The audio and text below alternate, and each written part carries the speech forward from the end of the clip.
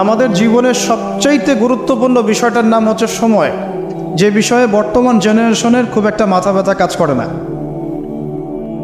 কোনো ব্যক্তি যদি তার হায়াতে তার সময়ের মূল্য বুঝতে পারে প্রকৃত অর্থেই, সে কি কখনো ঘন্টার পর ঘন্টা রাস্তাঘাটে আড্ডা মারতে পারে, অনলাইনে সময় নষ্ট করতে পারে, চায়ের দোকানে আড্ডা পিটাতে পারে, বান্ধবীর পিছনে সময় ব্যয় করতে পারে, টিকটক নিয়ে ব্যস্ত থাকতে পারে? সময়ের মূল্য যে ব্যক্তি বোঝে সে কি কখনো এই কাজগুলো করতে পারে? আল্লাহ পাক সবার আগে এখানে আমাকে বলছেন ওয়াল আসরি, সময়ের কসম, অর্থাৎ সময় আপনার আমার জীবনে অত্যন্ত গুরুত্বপূর্ণ এবং এই সময়টা লিমিটেড। আল্লাহ পাক একটা লিমিটেড টাইম দিয়েছেন আমাদেরকে। এই টাইমটা বাড়বেও না কমবেও না, হয়তোবা বরকত হতে পারে বা বরকত কমে যেতে পারে। হায়াত যেটা আল্লাহ পাক দিয়েছেন এটা কিন্তু বাড়ে না কমে না, বরং এর মধ্যে হয় বরকত হয় অথবা বরকত কমে যায়। যখন মানুষ পাপে লিপ্ত থাকে, কন্টিনিউয়াসলি পাপ করতে থাকে, তার হায়াতের বরকত কমে যায়। আর যখন মানুষ কন্টিনিউয়াসলি নেক কাজ করতে থাকে, ভালো কাজ করতে থাকে, তার হায়াতের মধ্যে বরকত হয়। এবং বরকতময় সময়গুলো খুঁজে খুঁজে বের করে যদি কেউ আমল করতে পারে, যেমন শেষ রাত তাহাজ্জুদের সময় একটা বরকতময় সময়, ফজরের নামাজের পরের যে সুবহে সাদিকের যে সময়টুকু, ইশরাকের সময়, চাষতের সময়, এগুলো বরকতময় সময়। আসর থেকে মাগরিবের সময় বরকতময়, হজের সময়গুলোতে বরকত আছে, রমাদান মাস বরকতময় মাস, লাইলাতুল কদর এবং শেষ 10 রাত বরকতময়, জিলহজের প্রথম 10 দিন বরকতময়, আরাফা আশুরা বরকতময়। এগুলো খুঁজে খুঁজে বের করে যে ব্যক্তি আমল করতে পারে তার হায়াতে বরকত হবে ইনশাআল্লাহ আযজা ওয়া জাল। এক কথায় আল্লাহ রাব্বুল আলামিন সময়ের কসম কেন করছেন? আপনাকে আমাকে এটা বোঝানোর জন্যে যে সময় আমাদের জীবনে সবচেয়ে বেশি গুরুত্বপূর্ণ। যে সময়গুলো আমাদের জীবন থেকে চলে গেছে, আপনি আমি যদি 1000 রাকাত নামাজ পড়েও আল্লাহর কাছে কান্নাকাটি করি, সেটা কিন্তু আর ফিরে আসবে না। হয়তোবা আল্লাহ পাক আমাদের গুনাহগুলোকে মাফ করে দিয়ে বাকি জিন্দেগি আমাদেরকে আমল করার তৌফিক দিবেন ইনশাআল্লাহ তাআলা, কিন্তু যে সময়টুকু আমরা নষ্ট করেছি এটা কিন্তু আর ফিরে আসবে না। আজকে যদি এই একটা লেসন নিয়ে বাসায় যেতে পারি আমরা, যে আমরা আমাদের সময়টাকে মূল্যায়ন করব, আজকের এই মাহফিলটা সার্থক। আর আজকের মাহফিলে আমরা যদি অনেক কথাবার্তা বলি কিন্তু কোনো লেসন নিয়ে বাসায় ফিরে না যাই, তাহলে আজকের এই মাহফিলের কোনো সার্থকতা নাই। আসা এবং যাওয়াই হবে এখানে। আমি আসলাম, নাস্তা খেলাম, লেকচার দিলাম, চলে গেলাম। আপনারা আসলেন, দেখলেন, সেলফি উঠালেন, চলে গেলেন। এটাই কি সার্থকতা? না। 1 নম্বর শিক্ষা নিতে হবে, সময়কে মূল্যায়ন করতে হবে। তো সময়কে মূল্যায়ন করার জন্য একটা বই সাজেস্ট করব, সেটা হলো প্রোডাক্টিভ মুসলিম। একটা বই আছে, বাজারে পাওয়া যায়, প্রোডাক্টিভ মুসলিম। এই বইটার মধ্যে আপনি দেখবেন 24 ঘন্টা কিভাবে আপনি রাসূল সাল্লাল্লাহু আলাইহি ওয়াসাল্লামের সুন্নাহ মতো কাটাবেন, এটা লেখা আছে। এছাড়া আর অনেক বই আছে, তবে এই বইগুলো ইয়াং জেনারেশনরা বেশি পছন্দ করে এখন। প্রোডাক্টিভ মুসলিম মানে কি? মানে হচ্ছে 24 ঘন্টাকে সে এমনভাবে ব্যালেন্স করবে যার মধ্যে তার পড়াশোনা, তার ইবাদত, তার তেলাওয়াত, তার জিকির আজগার, তার বাজারঘাট, তার ব্যবসা বাণিজ্য, তার পরিবার, সব কিছু ব্যালেন্স করা যায়। ইসলামে তো বৈরাগ্যবাদের সুযোগ নাই। সারাদিন খালি নামাজই পড়বো, এর নাম তো ইসলাম নয়। সারা বছর ধরে রোজা রাখবেন, এর নাম কিন্তু ইসলাম নয়। নবী সাল্লাল্লাহু আলাইহি ওয়াসাল্লাম নামাজও পড়তেন, রাতে ঘুমাতেনও। তিনি পরিবারও ভরণ পোষণ দিয়েছেন, স্ত্রী সন্তান ছিল, আবার তিনি যুদ্ধ জিহাদও করেছেন। আবার নবী সাল্লাল্লাহু আলাইহি ওয়াসাল্লাম রোজাও রেখেছেন, কখনো ছেড়েও দিয়েছেন। মানে ইসলামে এই বৈচিত্র্য আছে। ইসলাম এই বৈচিত্র্যময় একটা রিলিজন, এটাই ইসলামের সৌন্দর্য। আমরা অনেক সময় মনে করি যে ইসলামের সব কিছু একরকম হতে হবে, সবাইকেই বুকের উপর হাত বাঁধতে হবে, অথবা সবাইকে নাভির নিচে হাত বাঁধতে হবে, অথবা সবাইকে নাভির উপরে হাত বাঁধতে হবে, বা সবাই রফুল ইয়াদান করবে, আবার মনে করি কেউই করবে না। আসলে এই কনসেপ্টগুলো ঠিক নয়। ইসলাম বৈচিত্র্যময়, এখানে ভেরিয়েশন আছে, এখানে বৈচিত্র্য আছে, এবং এই বৈচিত্র্যটাই ইসলামের সৌন্দর্য। এটা বুঝতে আমাদের অনেক সময় লেগে যাচ্ছে। আল্লাহ পাক বোঝার তৌফিক দান করুন। চিন্তার মধ্যে মত পার্থক্য থাকবে। একটা হাদিস, কোরআনের একটা সূরা একজন স্কলার একভাবে ব্যাখ্যা করছেন, আরেকজন কিন্তু আরেকভাবে ব্যাখ্যা করছেন। এখন ব্যাখ্যার মধ্যে মত পার্থক্য দেখা যাচ্ছে, কিন্তু কখনো কখনো দেখা যায় দুটো ব্যাখ্যাই ঠিক আছে। আল্লাহ পাক কাউকে এমন একটা ইলম দিয়েছেন যা অন্য কাউকে দেন নাই, আরেকজনকে আল্লাহ পাক এমন একটা বুঝ দিয়েছেন যেটা আবার অন্য কাউকে দেন নাই। কিন্তু কোরআনের একটা আয়াতকে কেন্দ্র করেই কিন্তু ব্যাখ্যাগুলো এসেছে। তো এই যে বৈচিত্র্য, এটা ইসলামের সৌন্দর্য, এটা ইসলামের মানে ব্যর্থতা নয়, কিন্তু এটা ইসলামের সৌন্দর্য। শুধু খেয়াল রাখতে হবে ওই ব্যাখ্যা, ওই বুঝ আমরা গ্রহণ করব যেই বুঝ এবং ব্যাখ্যা নবী সাল্লাল্লাহু আলাইহি ওয়াসাল্লাম এবং সাহাবায়ে কেরাম রাদিয়াল্লাহু আনহুম তাদের থেকে স্বীকৃত, এতটুকুই। তো যে বিষয়ে আসছিলাম ভাই, সময়টাকে মূল্যায়ন করি। প্রফেটিক লাইফস্টাইল এটা বলা যতটা সহজ, করাটা খুব কঠিন। রাতের ঘুমানো থেকে শুরু করে আবার রাতের ঘুম পর্যন্ত এই যে 24 ঘন্টার দিন রাত, এটাকে এমনভাবে ঢেলে সাজাতে হবে যাতে এর মধ্যে আমার ইবাদত থাকে, নামাজ থাকে, জামাতে নামাজ থাকে, তিলাওয়াত থাকে, তালিম দেওয়া থাকে, দিন প্রচার থাকে, পরিবারকে সময় দেওয়া থাকে, বাজারঘাট করা থাকে, সন্তান প্রতিপালন থাকে, ব্যবসা বাণিজ্য থাকে, সব কিছুকে ব্যালেন্স করতে হবে। যদি এটা করতে পারি তাহলে ইনশাআল্লাহ আগামী দিনে আশা করা যায় আমাদের তরুণ প্রজন্মের হাতে ইসলামের পতাকা উঠবে ইনশাআল্লাহ। আর এখন যে লাইফস্টাইল আমরা পালন করছি আর কি, বাস্তবতায় আসেন, সেটা হচ্ছে এমন, ঘুমাচ্ছি রাত 2-3টায়, কারণ গার্লফ্রেন্ড তো ফোন দেয় রাত 12টার পরে, আর গার্লফ্রেন্ড ফোন দিলে তো 3-4 ঘন্টা কথা না বলে থাকা যায় না, তাই না ভাই? তার মানে ঠিক বলছেন, তার মানে এর সাথে অভ্যস্ত আছেন আপনারা। তো ঘুমাতে ঘুমাতে 3টা-4টা, উঠছেন মাশাআল্লাহ জোহরের আগে, তো ফজরটা পড়ছেন জোহরে গিয়ে, তারপরে যে আসর মাগরিব ঢিলে ঢালাভাবে যাচ্ছে, সারাদিন গায়ে কোনো এনার্জি নাই, যেহেতু ঘুম ক্লিয়ার হচ্ছে না, শরীরে শক্তি নাই। এরপরে আবার ফেসবুকিং আছে, ইউটিউবিং আছে, বন্ধুদের সাথে আড্ডা আছে, একটু সময় পাইলে স্কুল কলেজে অথবা কফি শপে অথবা চায়ের দোকানে আড্ডা মারা, আবার রাত্রেবেলা ওই যে এলাকাভিত্তিক কিছু জায়গা থাকে আড্ডা মারার, আপনার নদীর ধারে বা রাস্তার ধারে বা ব্রিজের উপরে দেখবেন গোল হয়ে যুব সমাজ বসে বসে লুডো খেলছে। গোল হয়ে যুবকরা বসে যে কিছু একটা করে, কি করে এটা বুঝতে আমার 1 মাস লাগছে। আমি অনেককে প্রশ্ন করছিলাম যে আসলে ওরা করে কি, যে গোল হয়ে যে বসে থাকে মাঝখানে একটা জিনিসের দিকে তাকায় আছে, কি করে আসলে। পরে একদিন নিজেই গিয়ে দেখলাম আসলে কি করে। ভাই কি করো? ওই যে ভাই ইতস্তত বোধ করছে যে আপনি, আপনার ভিডিও আমরা ইউটিউবে শুনি, আপনি সেই ব্যক্তি না? যে হ্যাঁ আমি সেই ব্যক্তি। কি করো তোমরা? তো বলছে যে আমরা ভাই লুডো খেলছিলাম। তো ওখানে যে লুডো খেলে এটা আমরা বুঝতে পারি নাই আর। আমি অনেস্টলি বলছি যে টিকটক বলে যে কিছু একটা আছে, এটা আমি জানতাম না এতদিন। এটার নামে কোনো অ্যাপস আছে এটা আমার জানাই ছিল না, শুধু ফেসবুক এবং ইউটিউবিং জানতাম। তো দেখেন আমরা সময়গুলো প্র্যাকটিক্যালি এভাবে নষ্ট করছি আর। তো যদি প্রফিটিক লাইফস্টাইলে না আসতে পারি তাহলে আল্লাহ পাকের যে শপথ ওয়াল আসরি, সময়ের কসম, এখান থেকে কোনো শিক্ষা আমরা অর্জন করতে পারছি না। 2 নম্বরে যাওয়ার আগে আল্লাহর কাছে ওয়াদা করি যে আজকে থেকে ইনশাআল্লাহ তাআলা যতদিন আল্লাহ পাক বাঁচিয়ে রাখবেন, ইনশাআল্লাহ তাআলা দেশের প্রেক্ষাপট যেমনই হোক, বিশ্বের প্রেক্ষাপট যেমনই হোক, ঠিক আছে, দেশে মহামারী নেমে আসুক, দুর্ভিক্ষ নেমে আসুক, কি হয় হোক, 24 ঘন্টার প্রফিটিক লাইফস্টাইল আমি মেনে চলবো ইনশাআল্লাহ। স্পেশালি যুব সমাজকে এই নিয়াত করতেই হবে, আদারওয়াইজ আপনারা সামনে ভয়ঙ্কর বিপদ দেখতে পারবেন। এমন ভয়ঙ্কর সিচুয়েশন আসবে যেটা কল্পনাতেও নাই এই মানব জাতির। কি আসবে সেটা নিয়ে আমি আসলে আপনাদেরকে ভয় দেখাতে যাচ্ছি না। আগামী বিশ্বের ভবিষ্যৎটা ভালো না, আগামী বিশ্বের ভবিষ্যৎটা মোটেই ভালো না। তো সময় এখনই আছে, মানে এই সময়টাই সময় মনে করেন, ভবিষ্যতের চিন্তা বাদ দিয়ে এইটাকেই সময় মনে করেন। আল্লাহ পাক তৌফিক এনায়েত করুন, আমিন। 2 নম্বর মেসেজ হচ্ছে আল্লাহ পাকের, সময়ের কসম করে আল্লাহ পাক বোঝাতে যাচ্ছেন যে ইতিহাস এর দিকে আপনাকে চোখ দিতে হবে। পৃথিবীর সৃষ্টি থেকে নিয়ে কিয়ামত পর্যন্ত একটা বিষয় খুব কমন, সেটা কি? যুগে যুগে যারাই আল্লাহ রাব্বুল আলামিনের তাওহীদ এবং তার নবীর সুন্নতকে অবজ্ঞা করেছে, আল্লাহ পাক কাউকে এই পৃথিবীতে স্থান দেন নাই।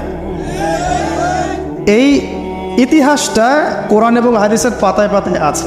সময়ের শপথ করে আল্লাহ পাক আমাদেরকে বলছেন ইতিহাস ঘেটে দেখো, পিছনের দিকে তাকিয়ে দেখো, যুগে যুগে যারাই আল্লাহ এবং তার রাসূলের অবাধ্য হয়েছে, আল্লাহ পাক কাউকে এই পৃথিবীতে স্থান দেন নাই।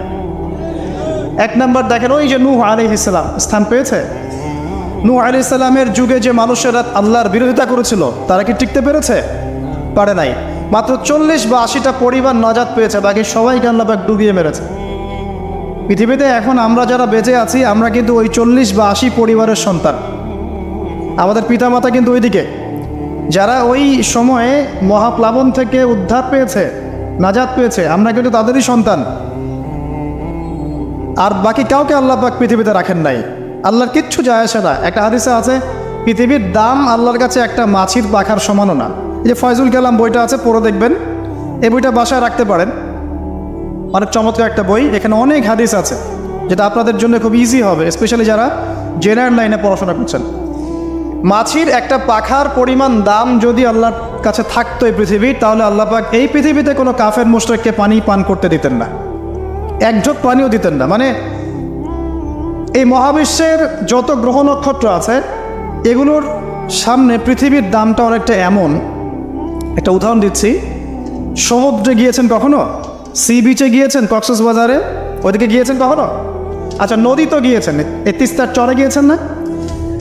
মনে করেন তিস্তার চরে বিশাল চর, এই চরের মধ্যে একটা বালুর কি পরিমাণ মূল্য আছে? বালুর একটা কণার কি পরিমাণ দাম থাকতে পারে? এই পুরো মহাবিশ্বে পৃথিবীর অবস্থানটা এতটুকুই, বরং তার চেয়েও কম। পুরো মহাবিশ্বে পৃথিবীর অবস্থান এর চাইতেও কম, যতটুকু একটা বিশাল চরের মধ্যে একটা বালুর মূল্য। পুরো বিশাল সমুদ্র সৈকত, এই সমুদ্র সৈকতে একটা বালুর কোনো দাম আছে? একটা বালুর কণার? ওটা থাকলেই কি না থাকলেই কি? পৃথিবীর অবস্থানটা ঠিক এমন মহাবিশ্বে। ওই পৃথিবীতেই আমরা এখন বসবাস করছি, আর আমরা মনে করছি যে আমরা পৃথিবীতে চিরস্থায়ী হব। এই দুনিয়াটা আমাদের, এখানে যা ইচ্ছা আমরা তাই করব। এখানে পলিটিক্স করলে যা ইচ্ছা তাই করব। এখানকার অর্থনৈতিক দায়িত্ব পাইলে যা ইচ্ছা তাই করব। এখানকার সামাজিক নেতৃত্ব পাইলে যা ইচ্ছা তাই করব। হ্যাঁ, এখানকার ধর্মীয় নেতৃত্ব পাইলে যা ইচ্ছা তাই করব। আমাদের ভাবটা এখন এমন। অথচ পৃথিবীর মূল্য আল্লাহর কাছে একটা বালুর পরিমাণও না, একটা মাছির পাখার পরিমাণও না। তো আলী রাদিয়াল্লাহু আনহু একটা কথা বলতেন যে পৃথিবীতে মানুষ এমনভাবে বিচরণ করে যে মানুষ মনে করে যে পৃথিবীতে সে ছাড়া আর কিছুই নাই। আর পৃথিবী থেকে মানুষ এমনভাবে চলে যায় যে মনে হয় পৃথিবীতে সে কখনো ছিলই না। এটা আলী ইবনে আবি তালেব রাদিয়াল্লাহু আনহুর কথা। কত গভীর কথা চিন্তা করছেন? পৃথিবীতে যখন মানুষ বসবাস করে, তখন মানুষের কাছে মনে হয় যে দুনিয়াটা আমাদেরই, দুনিয়াতে আমরা ছাড়া কিচ্ছু নাই, সব কিছু আমাদের, এই দুনিয়ার মালিক আমরাই। মুখে হয়তো বলে যে আল্লাহ বলে একজন আছে, কাজে কিন্তু আসলে মানে না। কাজে কিন্তু আসলে মানুষ সেটা স্বীকার করে না। কার্যত স্বীকার করলে কি মানুষ আল্লাহর হালালকে হারাম করতে পারতো? আল্লাহর হারামকে হালাল করতে পারতো? একজনকে দেখলাম বলছে যে মেয়েদের ড্রেস কতটুকু লম্বা হবে, কতটুকু খাটো হবে, ঢিলাঢালা হবে কিনা, শালীন হবে কিনা, এইসব নিয়ে কথাবার্তা বলার সময় নাই এখন। এখন যুগটা এগিয়ে যাওয়ার। তো যুগটা কি নগ্ন হয়ে এগিয়ে যাব? এই যুগে কি নগ্ন হয়ে এগিয়ে যাব? তো এই যে আল্লাহ পাকের বিধানের 5 পয়সা পরোয়া নেই। আল্লাহ পাক যেখানে বলছেন সূরা আহজাবে যে মেয়েদেরকে বলো হে নবী, তারা যখন বাড়ির থেকে বের হবে তারা যেন জিলবাব দিয়ে তাদের কাপড়টা, দেহটাকে ঢেকে নেয়। তো আল্লাহ পাকের এই আদেশের কি দাম আছে ওর কাছে? 5 পয়সা দাম আছে? আল্লাহ পাক বলছেন সুদ খেও না, যদি সুদ খাও তাহলে আল্লাহ এবং তার রাসূলের সাথে যুদ্ধের ঘোষণা শুনে রাখো। কোনো দাম আছে আল্লাহর কথার? সুদ না খেলে এই যুগে চলে? চুরি করো না, ডাকাতি করো না, জেনা করো না, আল্লাহ পাক বলছেন। দেধারসে এগুলো আমরা করছি এবং এগুলোকে স্বাভাবিকভাবে মেনে নিয়েছি, যেটা হয়।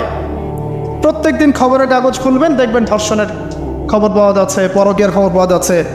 গতকালকে একটা নিউজ দেখেছি যে মায়ের পরকীয়া দেখে ফেলায় মেয়েকে মা হত্যা করেছে।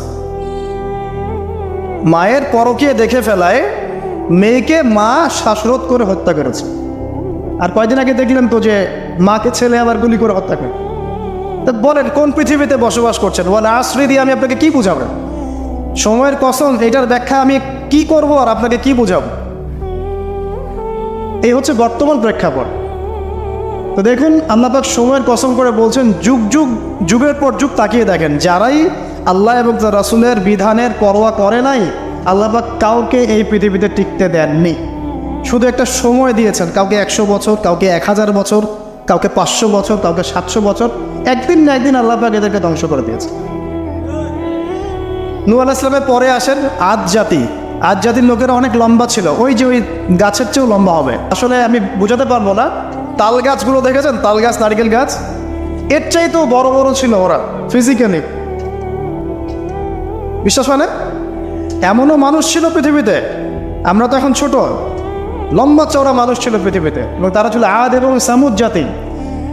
তার একটা কথা বলতো যে মান আশাদ্দু মিন্না কুওয়া, আমাদের চেয়ে শক্তিশালী আর কে আছে? আল্লাহ পাক বলেছেন কোরআনে যে তারা কি জানে না যে আল্লাহ তাদেরকে সৃষ্টি করেছেন তিনি তার চেয়ে বেশি শক্তিশালী। তো এরা বলতো যে আমাদের যে শক্তিশালী কে আছে? পাহাড় কেটে কেটে বাড়ি নির্মাণ করত, সৌধ নির্মাণ করত, যখন কাউকে মারতো ওয়াইদা বাতাসতুম জাব্বারিন, কাউকে পিটাইলে খুব পিটাইতো, মানে খুব উদ্ধত অহংকারী ছিল। হুদ আলাইহিস সালাম এবং সালেহ আলাইহিস সালাম তাদের নবী ছিলেন। আল্লাহ পাক নির্দিষ্ট সময় দিয়েছেন, একদিন ধ্বংস করে দিয়েছেন। বিশাল দেহের এই মানুষগুলোকে আল্লাহ পাক ধ্বংস করেছেন ঝড় দিয়ে, বাতাস দিয়ে। বাতাসে এমনভাবে উপরে দিয়েছেন যেন খেজুর গাছের ডাল উপরে পড়ে গেলে যেমনভাবে পড়ে থাকে, এরা সেভাবেই পৃথিবীতে পড়েছিল। শেষ, সমস্ত দম্ভ অহংকার সব শেষ, চূর্ণ বিচূর্ণ। সামুদ জাতির একই অবস্থা, আকাশ থেকে বজ্রপাত, এই যে বিজলি যেটা বলি আমরা, প্রচণ্ড বজ্রনিনাদ শব্দে একদিনে শেষ। কমে লুত পরস্পর ছেলে ছেলে জেনা করতো, নাউজুবিল্লাহ, যেটা এখনকার ফ্যাশন হয়ে গেছে আর কি। হ্যাঁ, আজকে দেখলাম একটা নিউজ, যে আমি আসলে নিউজ দেখতে খুব পছন্দ করি, যে একটা স্কুলের টিচার, সে নিজেও সমকামী, সে শিক্ষার্থীদেরকে পড়াচ্ছে, সে নিজেও সমকামী, তাকে সরিয়ে দেওয়ার জন্য শিক্ষার্থীরা আন্দোলন করছে। এখন এদের সংগঠনও আছে, এদের পতাকা আছে, এদের ম্যাগাজিন আছে, এরা মানবতার কথা বলে, এরা বলে যে বাক স্বাধীনতার কথা বলে। আগে ওই উইকিপিডিয়া ঘাটলে দেখবেন, আগে দেখা যেত যে সমকামিতাকে একটা রোগ বলতো মানুষ, যেটা মানসিক রোগ ইত্যাদি। এখন উইকিপিডিয়ায় ঘেটে দেখবেন, এখন এটাকে বলে এটা হচ্ছে বাক স্বাধীনতা। মানে বাক স্বাধীনতা, আপনি চাইলে একটা ছেলেকেও বিয়ে করতে পারেন, একটা মেয়েকেও করতে পারেন। লূত আলাইহিস সালামের কওম এই কাজটা করতো। এমনই অসভ্য কওম ছিল যে দুইজন ফেরেশতাকে আল্লাহ পাক দুইজন তরুণ যুবকের রূপে পাঠিয়েছেন। দুজন ফেরেশতার নাম, একজন জিবরাইল আলাইহিস সালাম, একজনের নাম মিকাইল আলাইহিস সালাম। দুইজনকে পাঠিয়েছেন ওদেরকে ধ্বংস করার জন্য, কিন্তু ফুটফুটে সুদর্শন তরুণের রূপে আর কি।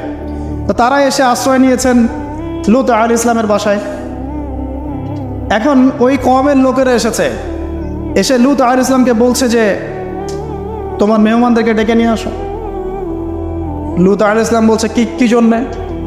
তখন তারা বলছে তুমি তো খুব ভালো করেই জানো আমরা কি জন্য এসেছি। কথা কি বুঝতে পারছে?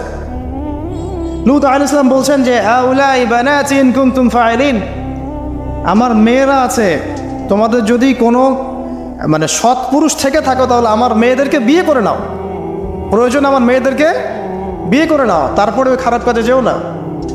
তখন তারা বলছে যে তুমি খুব ভালো করেই জানো লূত আমরা কি জন্য এসেছি, তোমার মেয়েদের ব্যাপারে আমার কোনো আগ্রহ নাই।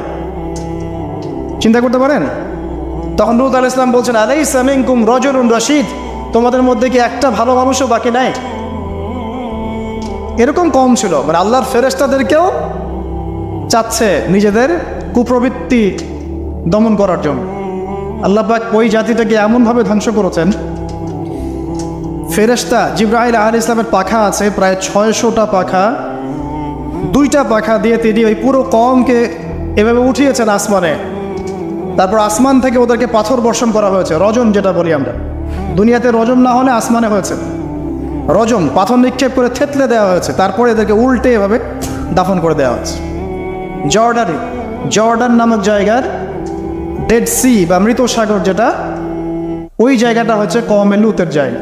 অনলাইনে ঘেটে দেখেন, এই জায়গায় এই কওমে লূত থাকতো, সমকামী। তো এখন এটা মুহাম্মদ সাল্লাল্লাহু আলাইহি ওয়াসাল্লাম নিজেও বলছেন যে আমি আমার উম্মতের উপরে যে কয়টা বিষয়ে বেশি ভয় করি তার মধ্যে একটা হচ্ছে গোপন শিরক, একটা হচ্ছে লোক দেখানো আমল, একটা হচ্ছে এ উম্মতের এক শ্রেণীর আলেম তারা সমাজে ফিতনা সৃষ্টি করে বেড়াবে এবং আসমানের নিচে এরা সবচেয়ে নিকৃষ্ট শ্রেণীর মানুষ হবে। আমি ভয় করি আমার উম্মত মূর্তি পূজারী হয়ে যাবে, এবং আমি ভয় করি আমার উম্মতের মধ্যে সমকামিতা ছড়িয়ে পড়ছে না, এখন পড়ছে।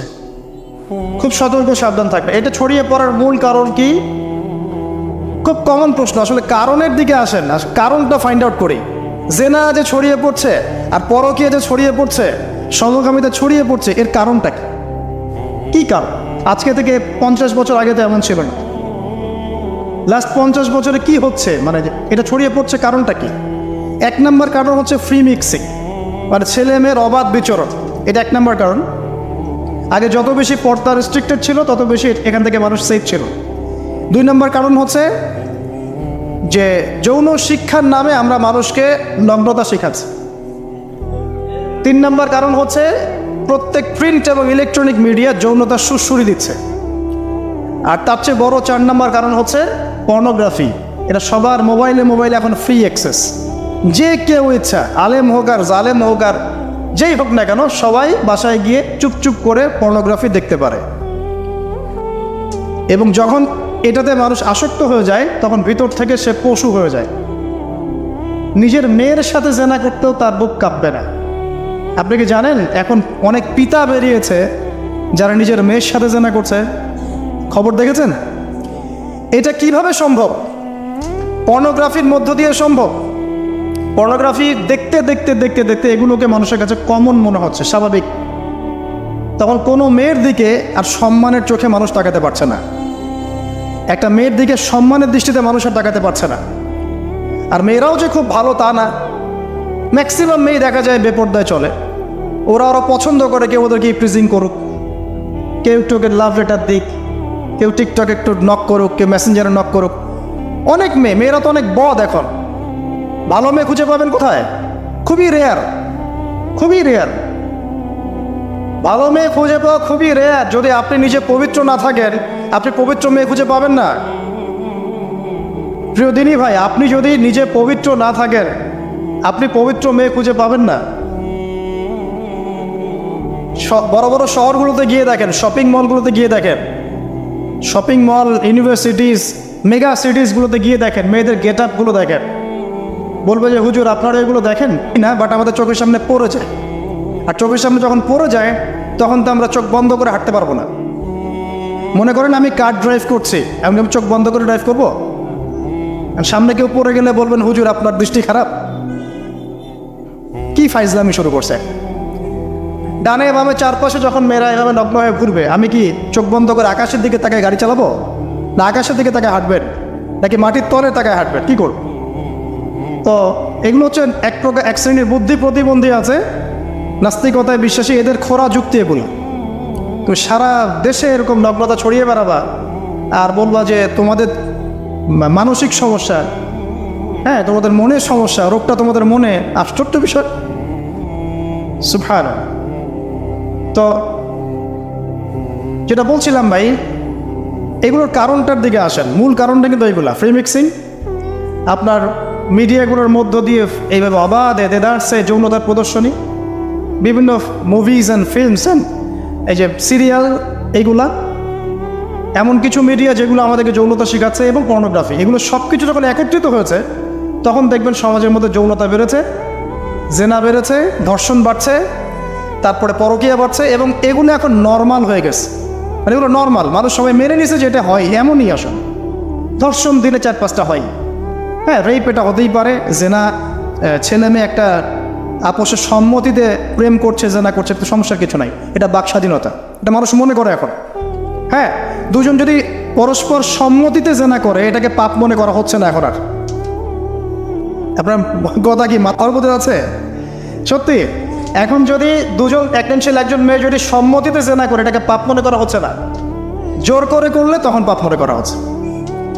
এবং দেখা যায় অনেক পরিবার, আপনি জরিপ করে দেখেন, ম্যাক্সিমাম পরিবারে এখন পরকীয়া ঢুকে গেছে। স্বামীকে নিয়ে স্ত্রী সন্তুষ্ট না, স্ত্রীকে নিয়ে স্বামী সন্তুষ্ট না, চলছে। আবার যদি কেউ অনেস্টলি একাধিক বিয়ের দিকে যায়, তখন তাকে আবার সমাজের দিকে খারাপ চোখে দেখা হচ্ছে। দেখা যাবে একটা স্ত্রী আছে বাসায়, কিন্তু বাইরে 10টা মেয়ের সাথে টাঙ্কি মেরে বেড়ায়, কোনো সমস্যা নাই। 10টা মেয়ের সাথে জেনা করে বেড়ায়, কোনো সমস্যা নাই। কিন্তু একটা মেয়েকে যদি বিয়ে করে তাকে ভরণ পোষণ, তার রেসপন্সিবিলিটি, তার গার্ডিয়ানশিপ, তাকে সম্পত্তির অধিকার, যৌন অধিকার সব কিছু দেওয়ার চেষ্টা করে, তখন সমাজের মানুষ বাঁকা চোখে তাকায় থাকে। এটা কোন যুগে আছেন? এটা আইয়ামে জাহিলিয়াত চলছে এখন। আমরা মক্কাকে আইয়ামে জাহিলিয়াত মনে করেন? মক্কার জাহিলিয়াতের চেয়ে 1000 গুণ বেশি জাহিলিয়াত এখনকার বিশ্বে আছে। কেউ চ্যালেঞ্জ করলে আমার সাথে ডিবেট করতে বলেন, আমি প্রমাণ করে দিব যে মক্কার জাহিলিয়াতের চাইতে 1000 গুণ বেশি জাহিলিয়াত এই যুগে আছে। তবে শর্ত হচ্ছে এই জাহিলিয়াত প্রমাণ করতে হবে শুধু কোরআন এবং হাদিসের চোখ দিয়ে, অন্য কোনো চোখ দিয়ে চলবে না। তো এই সব কিছুর উপরে আবার একটা বিষয় আছে, সেটা হলো সবসময় আইনের সুশাসন নিশ্চিত হচ্ছে না। সব ধর্ষকের বিচার হচ্ছে না, সব জেনাকারের বিচার হচ্ছে না, মাদকদ্রব্য সবার বিচার হচ্ছে না। আর বিচার হলে আইনের ফাঁকফোকর দিয়ে বেরিয়ে যাচ্ছে। আর সিস্টেম করা আছে, ওখানে একটু খাওয়াবেন, তার নিচে একটু খাওয়াবেন, তারপর এখানে একটু খাওয়াবেন, আস্তে আস্তে সব ফুলে যাবে। আর এগুলো আমরা মেনে নর্মাল, এমনই সিস্টেম আমরা সবাই মেনে নিয়েছি, এটাই হয়। এই যে মেনে নেওয়ার ট্রেন্ড, এটা করতে করতে করতে আমরা এখন চরম রকম জাহেলি একটা সমাজে বসবাস করছি। এই সময়ের কসম আল্লাহ পাক আপনাকে করছেন, ওয়াল আসরি, সময়ের কসম। মানে কোন সময় আপনি বসবাস করছেন নিজেই চোখ দিয়ে দেখেন। সময়কে চিনতে শিখুন, ইতিহাস পড়তে শিখুন। ইতিহাসের সময়ের যুগে যুগে যারা আল্লাহর আইনের বা আল্লাহর বিধানের বিরোধিতা করেছে ওদের কি পরিণত হয়েছে দেখুন, আর সময়কে মূল্যায়ন করুন। এভাবে আদ সামুদের কথা বললাম, কওমে লূতের কথা বললাম, এই যে কওমে শুআইব, একই অবস্থা। মাপে কম দিত, আল্লাহ পাক ভূমিকম্প দিয়ে ধ্বংস করে দিয়েছে, মানুষকে ঠকাতো। শুআইব আলাইহিস সালামের কওম যেভাবে মানুষকে ঠকাতো, এখনকার IMF আর ওয়ার্ল্ড ব্যাংক মানুষকে এইভাবে ঠকায়।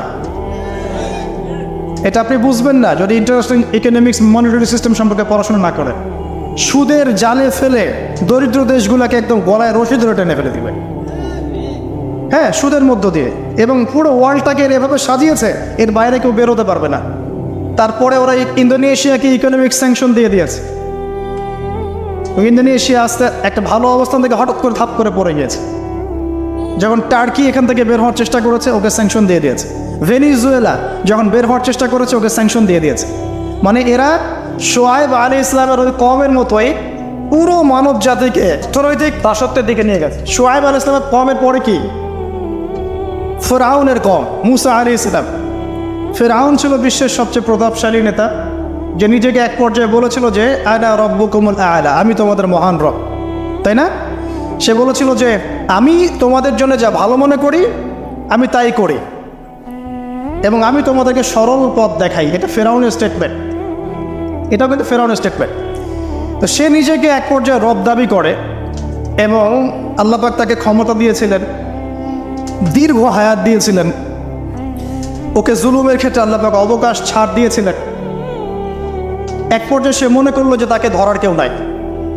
আল্লাহ রাব্বুল আলামিন একটা সুযোগের অপেক্ষা, জাস্ট একটা সুযোগের অপেক্ষা, সেটা হলো মুসা আলাইহিস সালামকে ধাওয়া করছে ফেরাউন এবং তার দলবল লোহিত সাগরের কাছে আসলো। ফেরাউন এদিকে দাঁড়িয়ে আছে, মুসা আলাইহিস সালাম এবং তার সাথীরা পার হয়ে গেল। ফেরাউনও পার হতে গিয়ে আল্লাহ পাক সবাইকে সদল বলে ডুবিয়ে দিলেন। একদিনের ব্যাপার।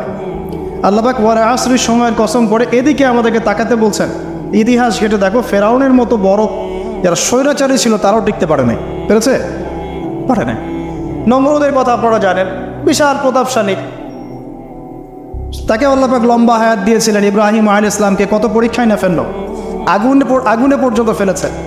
ইব্রাহিম আলাইহিস সালাম বলেছেন হাসবি আল্লাহ ওয়া নি'মাল ওয়াকিল, হাসবি আল্লাহ ওয়া নি'মাল ওয়াকিল, নি'মাল মাওলা ওয়া নি'মান নাসির। আল্লাহ রাব্বুল আলামিন ইব্রাহিম আলাইহিস সালামকে বিজয় দিলেন ও নমরুদকে আল্লাহ পাক ধ্বংস করে দিলেন। কোথায় যাবেন? ঈসা আলাইহিস সালামের কওমে আসেন। যারা ঈসা আলাইহিস সালামকে মেনে নিয়েছে নাজাত পেয়েছে, যারা মেনে নেয় নাই কিয়ামত পর্যন্ত আল্লাহ পাক ওদেরকে লানত করে রেখে দিয়েছে। ওরা কারা? ওরা ইহুদিরা, জিউসরা।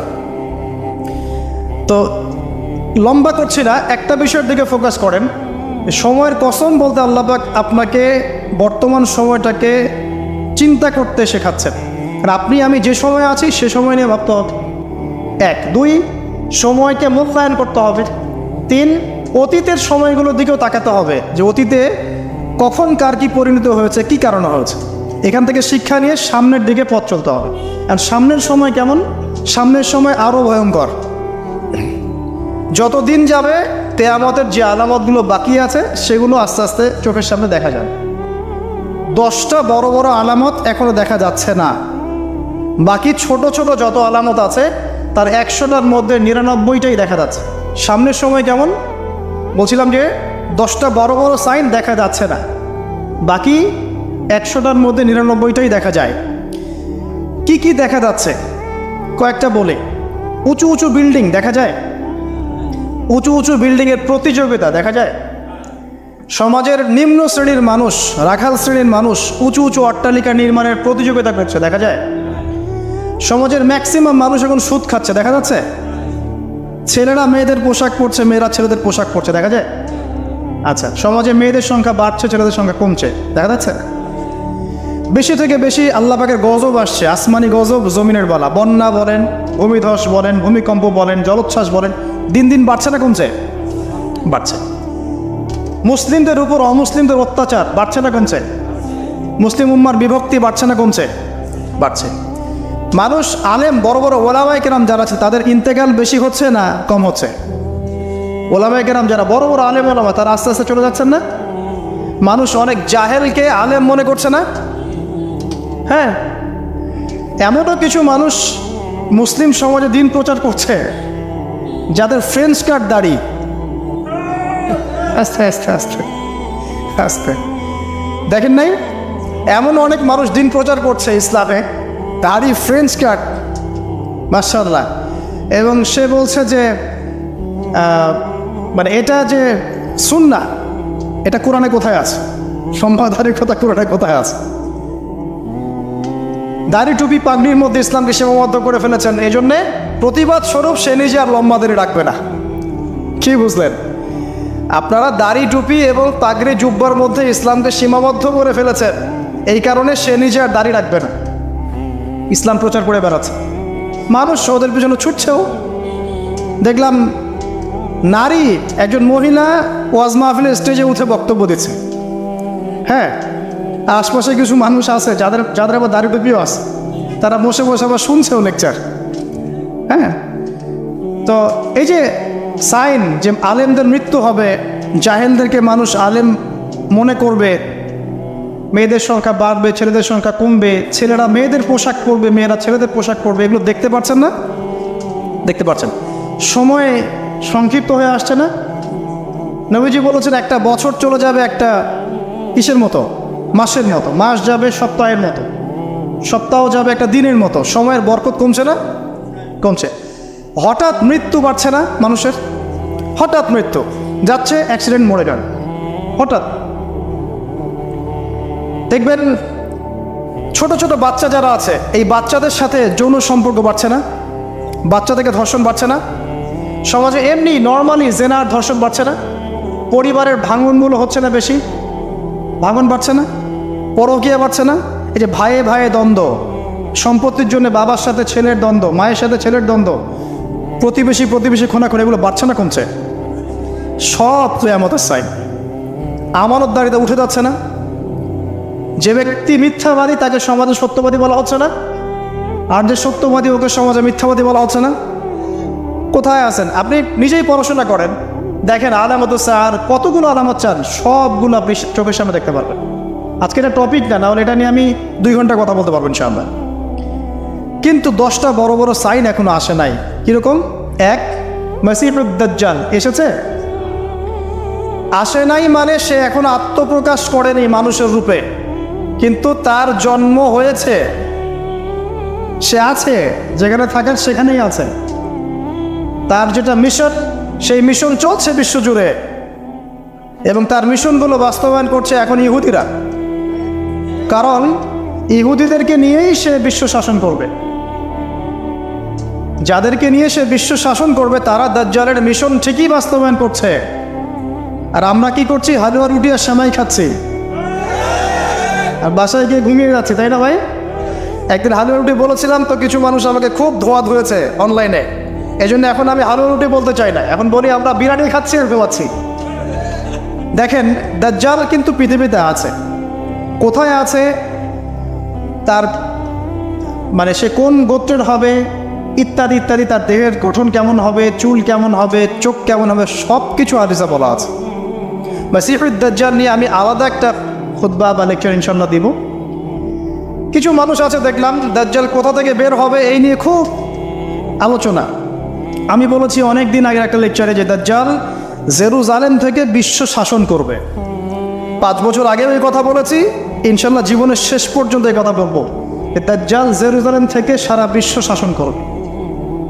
এখন সে খুব লেখা লিখছে না, এখানে খোরাসানের কথা এসেছে, এখানে ইস্পাহানের কথা এসেছে, ইত্যাদি ইত্যাদি। তো পণ্ডিত মশাইকে একটা কথা বলতে চাই, দাজ্জাল কোথা থেকে বের হবেন এই কথাটা আমি বেশি জানি, আপনি বেশি জানেন, না নবী মুহাম্মদ সাল্লাল্লাহু আলাইহি ওয়াসাল্লাম বেশি জানেন? বলেন কে বেশি জানে? আচ্ছা, দাজ্জাল মক্কা মদিনায় ঢুকতে পারবে? পারবে না। আচ্ছা, দাজ্জাল মক্কা মদিনায় ঢুকতে পারবে না। দাজ্জাল কোত্থেকে বের হবেন সেটা আমাদের নবীজি সবচেয়ে বেশি ভালো জানেন, এই তো। তারপরেও নবী সাল্লাল্লাহু আলাইহি ওয়াসাল্লাম ইবনে সাইয়্যিদ নামক একজন ব্যক্তিকে মদিনায় মসিহুদ দাজ্জাল মনে করতেন, এবং অনেক সাহাবী তাকে মসিহুদ দাজ্জাল মনে করেন। সহিহ মুসলিমে অনেকগুলো হাদিস আছে, পড়ে দেখেন যে নবী সাল্লাল্লাহু আলাইহি ওয়াসাল্লাম ইবনে সাইয়্যিদকে ইনভেস্টিগেট করছেন আড়াল থেকে। ইবনে সাইয়্যিদকে ডেকে বলছেন যে তুমি কি দেখো? সে বলছে যে আমি তো সিংহাসন দেখি। তো নবীজি বলছেন তোমার সিংহাসন কোথায়? সে বলছে সিংহাসন সমুদ্রের উপরে। তখন নবীজি বলছেন তুমি তো শয়তানকে দেখেছো, তুমি শয়তানকে দেখেছো। এরপরে নবীজি বলছেন তুমি কি বিশ্বাস করো যে আমি মুহাম্মদ শেষ নবী? ইবনে সাইয়্যিদ বলছে আপনি কি বিশ্বাস করেন যে আমি নবী? কথা বুঝতে পারছেন? কথা বুঝতে পারছেন না? নবীজি মনের মধ্যে একটা শব্দ গোপন করলেন। শব্দটা ছিল দুখান। কি নাম? সূরা দুখান আছে না? দুখান। দুখান শব্দটা মনের মধ্যে গোপন করে ইবনে সাইয়্যিদকে বলছেন যে বলো দেখি আমি মনের মধ্যে কি শব্দ গোপন করে রেখেছি। তখন ইবনে সাইয়্যিদ কি বললো জানেন? বলল দুখ দুখ। রহস্যময় ক্যারেক্টার না একটা?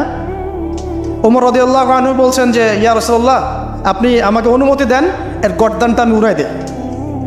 তখন নবী সাল্লাল্লাহু আলাইহি ওয়াসাল্লাম বলছেন যে না, যদি সে, শোনেন স্টেটমেন্টটা শোনেন, যদি ইবনে সাইয়্যিদ সত্যি দাজ্জাল হয়ে থাকে তাহলে তুমি তাকে হত্যা করতে পারবে না, কারণ তার হত্যা লেখা আছে ঈসা আলাইহিস সালামের হাতে। ঠিক আছে? আর যদি সে দাজ্জাল না হয়ে থাকে তাহলে নিরপরাধ ব্যক্তিকে হত্যা করার মধ্যে কোনো সার্থকতা নাই। এই যে যদি সে দাজ্জাল হয়ে থাকে, এই চান্সটা নবী সাল্লাল্লাহু আলাইহি ওয়াসাল্লাম কেন নেবেন? অথচ ঘটনাটা মদিনার, যে মদিনায় দাজ্জাল ঢুকতে পারবে না। ব্যাপারটা কি রহস্যময় নয়? এত সহজেই দাজ্জালের কনসেপ্ট নিয়ে এত আলোচনা করা যায় না। 2-4টা হাদিসকে মিলালেই সব কিছুর কনক্লুশন আসে না। দাজ্জালের খুরুজ একটা জিনিস, ওর জন্ম নিয়ে আর একটা জিনিস। সে পৃথিবীতে আছে, সৃষ্টির শুরু থেকেই আছে। স্বয়ং নূহ আলাইহিস সালাম যখন নবী ছিলেন তখন নূহ আলাইহিস সালামও তার কওমকে দাজ্জাল সম্পর্কে সতর্ক করেছেন। তো নূহ আলাইহিস সালামের যুগে সে কোথায় ছিল? এটা কি চিন্তার বিষয় নয়? আবার তামিম দাড়ি দেখে আসছেন দ্বীপের মধ্যে তাকে বাধা অবস্থায়। হাদিস আছে না? আছে। এখন একটা হাদিসের মধ্যে যে আছে যে দাজ্জাল ইরাক এবং শাম এর মাঝামাঝি একটা রাস্তা থেকে বের হয়ে আসবে, এটা একটা হাদিস।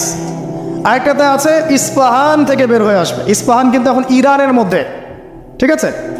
আরেকটা হাদিসে আছে খোরাসান থেকে বের হয়ে আসবে। আপনি কীভাবে মেলাবেন?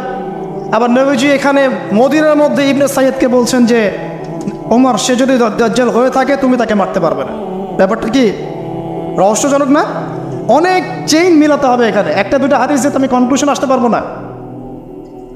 আরেকটা বিষয় বলি, ওই যে শাম এবং ইরাকের মাঝখানের রাস্তার কথা আসছে, এই জায়গাটা এখন ইসরায়েলের আন্ডারে পড়েছে। অথচ যেই সময় হাদিসটা বলা হচ্ছিল তখন কিন্তু ইসরায়েল রাষ্ট্রের অস্তিত্ব ছিল না। যখন দাজ্জাল সংক্রান্ত এই শাম ইরাকের হাদিস বলা হচ্ছে তখন ইসরায়েল রাষ্ট্রের জন্মও হয় নাই। এর জন্ম তো হয়েছে 1914 সালে, 17 সালে, 45 সালের দিকে এসে। তাহলে ওই যে ইস্পাহান খোরাসান যেগুলো বলছেন, এমনও হতে পারে অদূর ভবিষ্যতে ইসরায়েল ওই জায়গাগুলো দখল করে ফেলবে, হতেই পারে। সিরিয়ার ওই উপত্যকা কি ইসরায়েলের ছিল আগে? মিশরের গোলান ওদের ছিল আগে? আস্তে আস্তে তারা এক্সটেন্ড করেছে। এত সহজে একটা হাদিস যে একটা কনক্লুশনে এসে অনলাইন ধুয়ে দেওয়ার মধ্যে কোনো সার্থকতা নাই। তো মুফতি সাহেব বা ওনাকে জিজ্ঞাসা করেন দাজ্জালের পণ্ডিতকে তাহলে খোরাসান থেকে যদি দাজ্জাল বের হবে আর ইস্পাহান থেকে বের হবে, তাহলে মদিনায় নবী সাল্লাল্লাহু আলাইহি ওয়াসাল্লাম ইবনে সাইয়্যিদকে কেন দাজ্জাল মনে করছে? এই প্রশ্নের উত্তর আগে শুনে আসতে পারে। এর কি উত্তর দেয়? এটা নিয়ে আরও ডিটেলস কথা আছে। আমি বললাম যে একটা দুইটা হাদিস দিয়ে এগুলো আমি বোঝাতে পারবো না, আমার মিনিমাম 1 ঘন্টা সময় লাগে। আল্লাহ পাক এই বিষয়গুলো নিয়ে আমাদেরকে গভীর গবেষণার তৌফিক দান করুন। এতটুকু জেনে রাখেন, সে এই বিশ্ব শাসন করবেই এবং 40 দিন সে বিশ্বটাকে ম্যাসাকার করবে।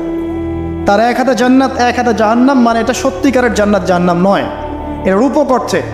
মানে যে তার আনুগত্য করবে সে তাকে প্রোগ্রেস দিবে, যে তার আনুগত্য করবে না ধ্বংস। সে যে বায়ুমণ্ডল, যে আকাশ নিয়ন্ত্রণ করবে, দুর্ভিক্ষ দিবে, সে যে মানুষকে সচ্ছলতা দিবে, এগুলো কিভাবে? এগুলো তার আনুগত্য এবং তার মানে বিরোধিতার মধ্য দিয়ে মানে পরিস্ফুটিত হবে আর কি। দাজ্জাল এমন একটা গাধার পিঠে সফর করবে যেটার কান হবে অনেক লম্বা। এই গাধা মানে কি সত্যিকারের গাধা? তাহলে গাধা কি আকাশে উড়বে? আর কিছু প্রোটেস্ট্যান্ট মার্কা মুসলিম আছে, এরা মনে করেন না গাধা মানে সত্যিই গাধা। এমন গাধা আসবে যে গাধা চড়ে আকাশে সফর করা যায়। আসলে কি এখানে গাধা কি গাধাই বোঝানো হয়েছে? দাজ্জালের হাতে রুটির পাহাড় থাকবে। কিছু মানুষ মনে করে রুটির পাহাড় মানে আসলে রুটির পাহাড়। আসলে কি রুটির পাহাড় মানে খাবারের নিয়ন্ত্রণ? এগুলো বোঝার জন্য কি আপনার পিএইচডি করার দরকার আছে? তো অনেক ডেপথ এই সাবজেক্টটা, এটাকে আপনাকে খুব গভীরভাবে পড়তে হবে। চলুন, এই সাইনটা এখন দেখা যাচ্ছে না, সে এখনও আত্মপ্রকাশ করে নাই, অচিরেই করবে। তবে এতটুকু জেনে রাখেন, সে আত্মপ্রকাশ করলে জিউসদেরকে নিয়ে সারা বিশ্ব সে শাসন ঠিকই করবে। তবে আল্লাহ পাক তাকে এবং পুরো জিউসদেরকে ওই জেরুজালেমে ধ্বংস করবেন কিভাবে? ঠিক যেভাবে আল্লাহ পাক ফেরাউন এবং তার দলবলকে ধ্বংস করেছেন লোহিত সাগরে। একই সুন্নাহ, সেম সুন্নাহ আল্লাহ পাক অ্যাপ্লাই করবেন। আল্লাহ পাক সবর করেছেন, ধৈর্য ধরেছেন, সবগুলাকে এক জায়গায় এনেছেন লোহিত সাগরে। তারপর একদিনের মধ্যে ফেরাউন আর তার দলবলকে ডুবিয়ে দেন। একই সুন্নাহ আল্লাহ পাক সবাইকে জেরুজালেমে একত্রিত করছেন, এক জায়গায় একত্রিত করছেন। ঈসা ইবনে মারিয়ামের হাতে, ইমামুল মাহদির হাতে এই সমস্ত জালেমদের পতন এক মুহূর্তে হয়ে যাবে সব। এটা হবে সামনে, এটা দেখা যাচ্ছে না। আর কি ইয়াজুজ আর মাহাজুজ দেখতে পাচ্ছেন না, 3টা বড় বড় ভূমিকম্প দেখতে পাচ্ছেন না। আর কি পাচ্ছেন না? ইয়েমেনের আগুন দেখতে পাচ্ছেন না, দাব্বাতুল আর্থ দেখতে পাচ্ছেন না, ঈসা আলাইহিস সালামের আগমন দেখতে পাচ্ছেন না। মানে এই যে বড় বড় সাইনগুলো, এগুলো আপনি দেখতে পাচ্ছেন, বাকি সব ছোট ছোট আলামতগুলো দেখতে পাচ্ছেন না? দেখতে পাচ্ছেন। এটা আপনার সময় সামনে অপেক্ষা করছে। আল্লাহ রাব্বুল আলামিন এখন কি বলছেন? যে এই সময়ের কসম করে আল্লাহ পাক বলছেন, সবাই আমরা ক্ষতির মধ্যে আছি।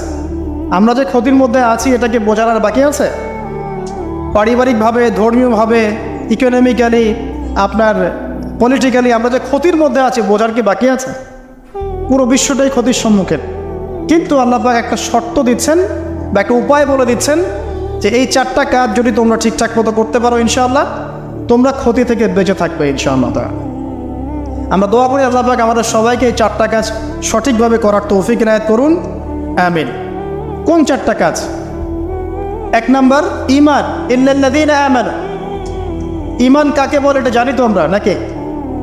কয়টা পিলার ঈমানের? ইসলামের 5টা, ঈমানের 6টা। ঈমানের 6টা পিলার কি কি বলেন? 1 নাম্বার কি? আল্লাহর প্রতি বিশ্বাস। তারপরে ফেরেশতাগণের প্রতি বিশ্বাস। 3 নাম্বার আসমানি কিতাবসমূহের প্রতি বিশ্বাস।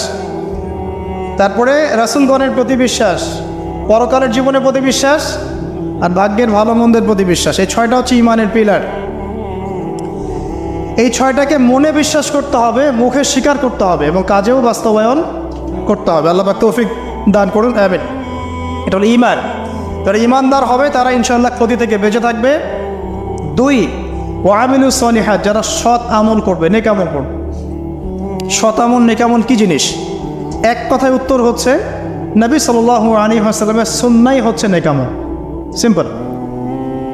তিনি যেভাবে নামাজ পড়েছেন সেভাবে পড়বেন, যেভাবে জাকাত দিয়েছেন সেভাবে জাকাত দিবেন, যেভাবে হজ করেছেন, উমরা করেছেন, সাদাকা করেছেন, তেলাওয়াত করেছেন, জিকির করেছেন, ঠিক সেভাবে করবেন। নবী সাল্লাল্লাহু আলাইহি ওয়াসাল্লাম যেভাবে পরিবার চালিয়েছেন, ব্যবসা করেছেন, চাকরি করেছেন, চাকরি তিনি করেন নাই, মানে মুআমালাত ডিল করেছেন, সেভাবে করবেন। মানে জীবনের প্রতিটা কাজ নবী সাল্লাল্লাহু আলাইহি ওয়াসাল্লামের সুন্নাহ মতো করাই হচ্ছে আমলে সালেহ। তো আমরা বেশি বেশি আমল সালেহ করার চেষ্টা করবো। আল্লাহ পাক তৌফিক ইনায়াত করুন। এরপরে হচ্ছে ওয়াতাওয়াসাউ বিল হক, পরস্পরকে হকের দাওয়াত দেয়া। তো হকের দাওয়াতটা কী জিনিস, হকটা কি, এটাকে শিখতে হবে। হক মানে এক কথায় কোরআন এবং সুন্নাহ। কোরআন এবং সুন্নাহর বাইরে হকের কোনো মানদণ্ড আছে? সত্য মিথ্যার কোনো মানদণ্ড আছে? কোনো কিছু যদি কোরআন সুন্নাহর সাথে মিলে যায় সেটাকে গ্রহণ করতে কোনো আপত্তি আছে? না। কিন্তু কোনো কিছু যদি কোরআন সুন্নাহর সাথে না মিলে বিপরীত হয় তাহলে কি সেটা মানবেন? মানবেন না। এই হলো হকের মানদণ্ড। ওয়াকুলিল হাক্কু মির রাব্বিকুম, হক তোমার রবের পক্ষ থেকে আসে। কোরআন এবং সুন্নাহর সাথে যা মিলে যাবে সেটা মেনে নিতে আমাদের কোনো আপত্তি নাই, কারণ কোরআন এবং সুন্নাহই হচ্ছে হকের একমাত্র মানদণ্ড। সত্য মিথ্যা, ন্যায় অন্যায়, হক বাতিলের চূড়ান্ত মানদণ্ড কি? কোরআন এবং সুন্নাহ। এটাই হলো হক। এর দাওয়াত যারা প্রদান করে, এই দাওয়াতটা আপনি একটা ফাউন্ডেশনের থ্রু দিয়েও করতে পারেন, একটা রাষ্ট্রের মাধ্যমে করতে পারেন, একটা শিক্ষা প্রতিষ্ঠানের মাধ্যমে করতে পারেন, একটা সামাজিক সংগঠনের মাধ্যমে করতে পারেন। যেভাবেই হোক আপনি হকের দাওয়াতটা মানুষের কাছে প্রচার করবেন। এটা হচ্ছে ওয়াতাওয়াসাউ বিল হক, পরস্পরকে সত্যের উপদেশ দেয়া। আরেকটা কি? ওয়াতাওয়াসাউ বিস সবর, পরস্পরকে ধৈর্যের উপদেশ দেয়া। মানে হকের সাথে ধৈর্যের সম্পর্ক, দাওয়াতের সাথে ধৈর্যের সম্পর্ক। কারণ ইসলামের বিজয় রাতারাতি হয় না, সবর করতে হয়। একদিনেই ইসলামের বিজয় হয় না, এক রাতে হয় না, সবর করতে হয়, লেগে থাকতে হয়, কন্টিনিউয়াসলি কাজ করতে হয়। আস্তে আস্তে সুপরিকল্পিতভাবে একটা নির্দিষ্ট লক্ষ্যকে সামনে রেখে আগানে পরে ইনশাআল্লাহ আজ্জা ওয়া জাল দেখবেন ইসলামের বিজয় একদিন না একদিন হবেই ইনশাআল্লাহ। আর এটা যে হবেই এই বিষয়ে কোনো সন্দেহ নাই। আজ হোক আর কাল হোক, ইসলাম এই পৃথিবীতে চিরস্থায়ী হবে। সর্বশেষ যে বিষয়টা কিয়ামতের আগে ঘটবে সেটা হলো ঈসা ইবনে মারিয়ামের হাতে পুরো বিশ্বব্যাপী দ্বীনের খেলাফা। এটা ঈসা আলাইহিস সালামের হাতে আল্লাহ পাক করাবেন ইনশাআল্লাহ তাআলা। এবং বিশ্বের বিভিন্ন জায়গায় মুসলিমদের মধ্যে এই যে হকের যে ব্যাপারটা বললাম, কোরআন এবং সুন্নাহ, এর এস্টাবলিশমেন্ট হবে ইনশাআল্লাহ আজ্জা ওয়া জাল। এটা চিরায়ত হয়ে গেছে, লিখিত হয়ে গেছে।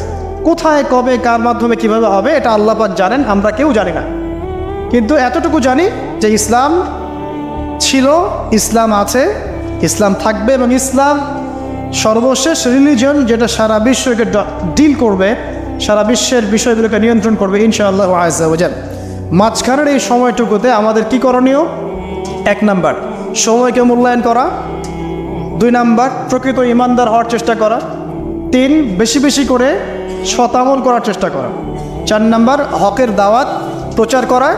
5 নাম্বার, ধৈর্য ধরা এবং নির্দিষ্ট লক্ষ্যকে সামনে রেখে সামনের দিকে এগিয়ে যাওয়া। আল্লাহ পাক আমাদের সবাইকে এই তৌফিক ইনায়াত করুন।